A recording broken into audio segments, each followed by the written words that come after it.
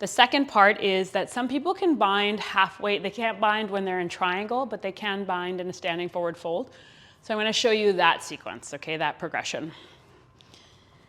So say I was in side angle, bound side angle pose. And then when I'm working towards straightening, it just doesn't work in my body. I can open up, take a half bind. All right, and then from here, looking down, pivot left foot so it's parallel to right one. Heel toe your feet in towards each other. And then definitely if Birds of Paradise is my peak pose, left arm I would already do this shape that I'm about to do. Left arm goes underneath, left leg lifts up towards left hip, right hand's in that half bind and find fingertips and wrist. Shrug shoulders onto back and roll the chest open.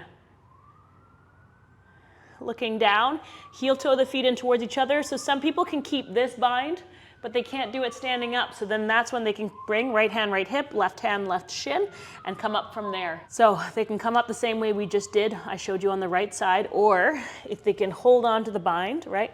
They're gonna bend both the knees, lift the left heel up off the ground, shift the weight into the right foot, and then slowly come on up to stand and bring your left leg with you. Right, same shape we just did. We lift the chest up and then we explore extending the leg. Leg does not need to straighten. Go to a point that works in your own body. Right? We bend the knee, bend both knees, put feet on the ground, unravel, and we done. Okay? It's nice to have options. I find specifically with Birds of Paradise, I really wanted to go over that because, yeah, different bodies are going to be able to do